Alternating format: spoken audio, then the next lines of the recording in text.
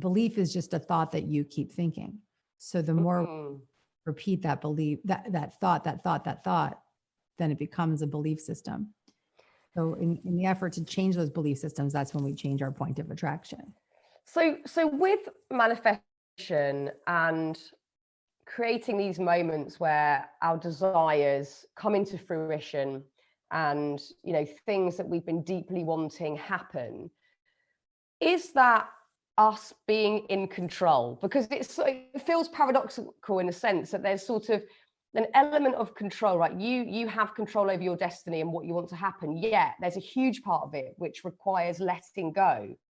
And I think sometimes that's where I trip myself up. I sort of think, am I in control, or do I just have to go with the flow? And there's sort of a confusion there for me often.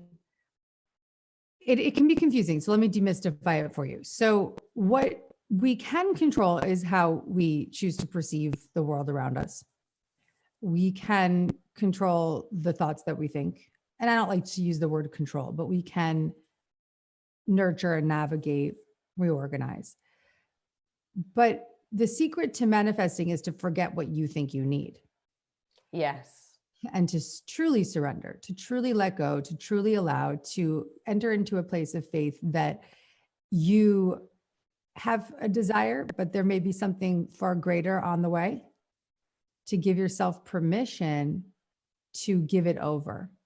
Often people think that surrender is giving up, but it's actually giving over. It's turning your desire over to a spiritual belief system of your own understanding.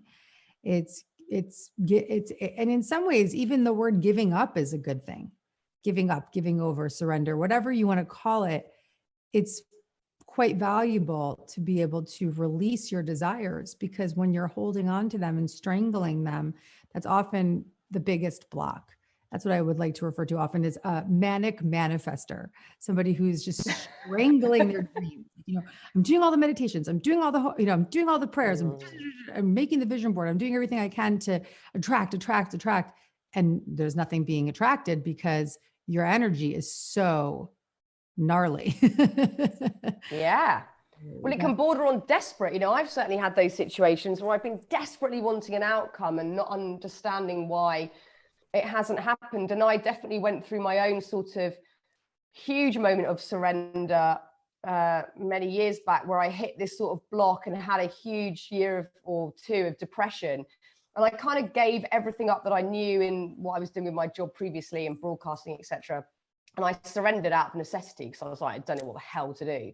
And it did lead to all this really lovely stuff that I deeply care about now. But I don't know if I could have done it unless I was sort of forced into that position.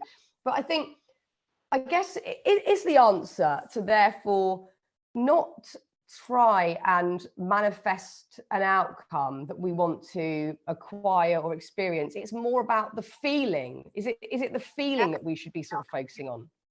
100%. Right. So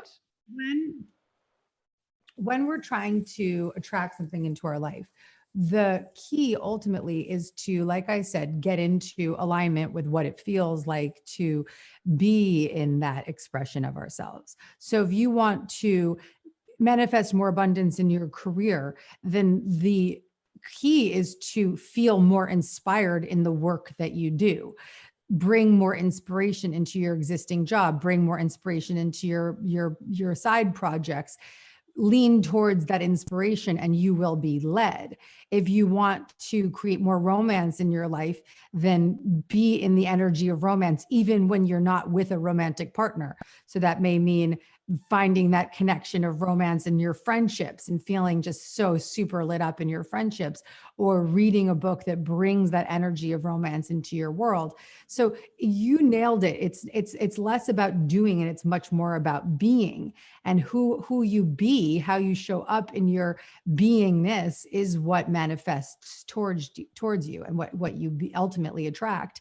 So when you were in a place of depression, though, that's a really important thing to call out right now, because a lot of people are suffering. They're in a depressed state, and they're like, well, how could I possibly be in a place of inspiration? How could I?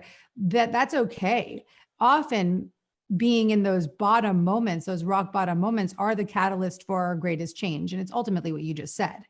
It was the best shift in my life. So someone's listening right now and they are at a rock bottom moment, congratulations. This is a turning point. You're listening to this beautiful podcast right now. You're watching the podcast, whatever you're seeing, and you're having a moment of opportunity to choose to see things differently. An opening, an invisible door is opening. You don't have to feel great overnight, but you can, in this moment, reach for an even better feeling than you were a moment before. And so that better feeling may just be that you're going from despair to jealousy, like. Yeah, one level up. Yeah. Correct. So that's what Abraham Hicks actually calls the emotional guidance scale. And I have it again in the book Super Attractor. And it talks about how you can't just jump from despair to joy and inspiration.